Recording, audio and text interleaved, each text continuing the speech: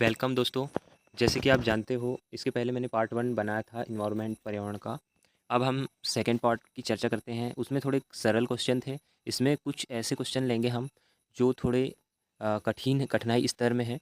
तो चलिए हम आगे बढ़ते हैं। देखिए, पहला क्वेश्चन, भारत सरकार ने ग्रामीण लोगों के जीवन की गुणवत्ता में सुधार लाने और महिलाओं को गोपनीयता और समान सम्मान प्रदान करने के उद्देश्य से कौन-सा कार्यक्रम और कब शुरू किया? ये बहुत ही अच्छा क्वेश्चन है। आपको इसका उत्तर देना है। चारों ऑप्शनों को पढ़ कर के आपको उत्तर आपको देना है। तो इसका जो उत्तर होगा, ये होगा 1986 में केंद्रीय ग्रामीण स्वच्छता कार्यक्रम। तो ये ऐसे कुछ क्वेश्चन हैं जो थोड़े कठिन ज़रूर लगेंगे, पर ऐसे ही आजकल क्वेश्चन बन के आने लगे हैं। इसलिए हमें ऐसे क्वेश्चनों की भी तैयारी रखना होगा। चलिए हम दूसरा क्वेश्चन देखते हैं। भारत के प्रधानमंत्री ने स्वच्छ भारत मिशन कब शुरू किया? ये समझ लो पूछा जाने वाला क्वेश्चन है और पूछा जा सकता है पर्यावरण एनवायरनमेंट के अंतर्गत, है ना? तो ऑप्शन देख पा रहे हैं आप। 1 जनवरी 2014, 2 अक्टूबर 2014, उसके बाद में है 24 नवंबर 2014, 15 अप्रैल 2014। तो ये चारों ऑप्शन में जो आंसर होगा, वो आंसर होगा 15 अप्रैल, सॉरी, इसका आंसर होगा 2 अक 2 अक्टूबर 2014। तो 2 अक्टूबर को ये प्रधानमंत्री ने स्वच्छ भारत मिशन शुरू किया था। ठीक है? चलिए आगे बढ़ते हैं। अगला क्वेश्चन है हमारा, भारत सरकार द्वारा इन्कोस्पायर की स्थापना किस वर्ष की गई? तो ये भी बहुत आईएमपी क्वेश्चन है एनवायरनमेंट के लिए, है ना? तो ये हमें ज़रूर ऐसे क्वेश्चनों को ज़रूर देख करके ज़रूर जाना है। चलिए इसका आंसर आप दीजिए। इसका आंसर होगा 1962। इसका आंसर होगा 1962। इको स्पायर की स्थापना कब हुई थी? तो ये हुई थी 1962 में हुई थी। ठीक है? देखिए, भारत के पहले उपग्रह आर्यभट्ट का प्रक्षेपण द्रव्यमान क्या है? तो इसका प्रक्षेपण द्रव्यमान क्या है? ऑप्शन देख पा रहे हैं, 240 है, 300 है, 360 है या 400 है। तो इसका आंसर होगा 360 होगा। कितना होगा? 360। इसका आंसर 360। भारत के पहले उपग्रह आर्यभट्ट का प्रक्षेपण द्रव्यमान, है ना, 360 होगा। चलिए आगे बढ़ते हैं। पृथ्वी का पहला कृत्रिम उपग्रह किस वर्ष सफलतापूर्वक प्रक्षेपित किया गया? पहला उपग्रह किस वर्ष प्रक्षेपित किया गया? 1954, 57, 60। तो इसका आंसर होगा 1957। 1957 में कृत्रिम उपग्रह वर्ष सफलतापूर्वक प्रक्षेपित किया गया। तो इसका उत्तर होगा 1957। भारत के पहले उपग्रह आर्यभट्ट का कक्षीय जीवन था। ये ऐसे कुछ क्वेश्चन हैं जो आपको पढ़ करके अच्छी तरीके से समझना होगा, है ना? उसके बाद ही ये क्वेश्चन आपको बन पाएँगे। तो ये है, भारत के पहले उपग्रह आर्यभट्ट का कक्षीय जीवन था। तो देख पा रहे हैं यहाँ पे, ऑप्शन देख पा रहे हैं आप, 17 साल से थोड़ा अधिक, 17 साल से थोड़ा कम, 18 साल से थोड़ा कम या फिर 18 साल से थोड़ा अधिक। तो इसका आंसर जो होगा आपका बी वाला आंसर होगा कि भई भारत के पहले उपग्रह आर्यभट्ट का कक्षीय जीवन था, वो था 17 साल से थोड़ा कम। 17 साल से थोड़ा कम था। ठीक है? अब ये कुछ उपग्रह हैं, तो पढ़ते हैं क्वेश्चन। निम्नलिखित में से कौन-सा उपग्रह कक्षा में पहुँचने में विफल रहा? तो कौन-सा उपग्रह है जो विफल रहा है? तो ये देख पा रहे हैं आप 4 ऑप्शन। 4 ऑप्शन में आपको पहले, जब मैं ऑप्शन बताता हूँ, तो आप पहले अपना दिमाग लगा कर के आंसर सोच लिया करो। ठीक है? उसके बाद मेरे आंसर का वेट किया करो। चलिए देखते हैं, इसका उत्तर होगा, फर्स्ट वाला उत्तर होगा इसका ए। ठीक है? SROSS-1, ये क्या है? उपग्रह विफल रहा कक्षा में पहुँचने में। ठीक है? चलिए आगे देखते हैं। ये क्वेश्चन शिक्षण शास्त्र से लिया गया है।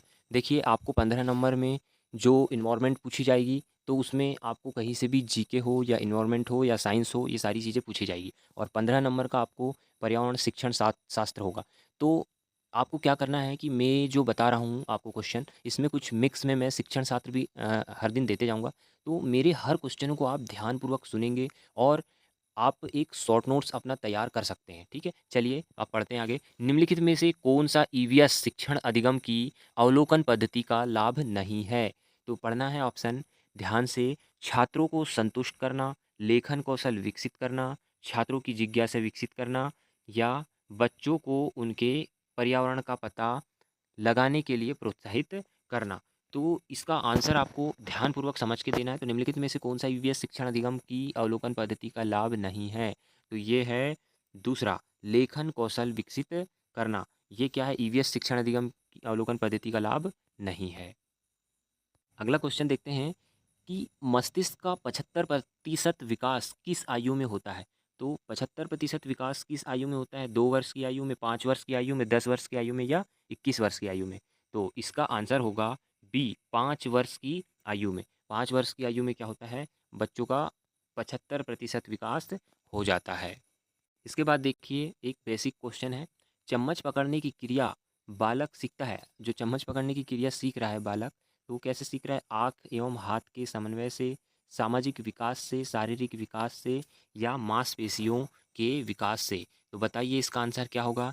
तो चलिए देखते हैं, इसका आंसर होगा आँख एवं हाथ के समन्वय से सीखता है। ठीक है? तो ये बहुत ही इम्पोर्टेंट टाइप के क्वेश्चन हैं, इनको ज़रूर आप देख कर जाएँ। बहुत ही इम्पोर्टेंट क्वेश्चन है ये। ठहरे हुए पानी से होने वाला रोग। देखिए बेसिक क्वेश्चन ज़रूर है, पर इसमें भी आप कंफ्यूज कभी कभी हो सकते हैं। तो पहला, पोलियो, चिकन पॉक्स, निमोनिया या मलेरिया। तो ये बहुत इंपॉर्टेंट है। तो ये मलेरिया है, निमोनिया, चिकन पॉक्स या पोलियो। तो इसमें क्या होगा? ठहरे हुए पानी में होने वाला जो रोग होगा वो होगा मलेरिया। क्या होगा? मलेरिया हुआ। ये ठहरे हुए पानी से फैलने वाला रोग है।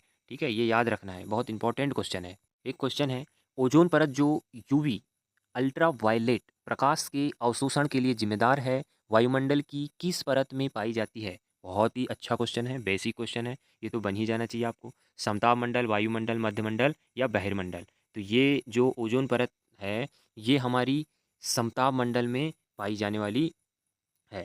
ठीक है, समताप मंडल ये आपको याद रखना है। ओजोन का नाम जहाँ आया तो आपको समताप मंडल याद रखना है। ठीक है, देखिए सबसे जो नीचे की जो होती है वो क्षोभ मंडल होता है। ठीक है, नीचे, उसके बाद में उसके ऊपर होता है समताप मंडल।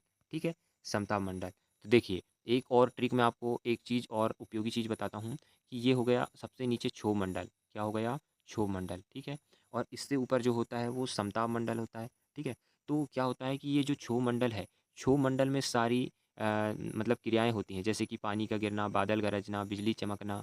ठीक है, ये सारी क्रियाएँ ये क्षोभ मंडल में ही होती है ना। और जो समताप मंडल में बता रहा हूँ मैं, समताप मंडल में जो होता है जैसे हेलीकॉप्टरों का जाना समताप मंडल में, है ना, ओजोन ओजोन की परत जो है, ये सारी चीज़ें समताप मंडल में है। ठीक है, ये याद रखने वाली बेसिक चीज़ थी। चलिए आगे बढ़ते हैं।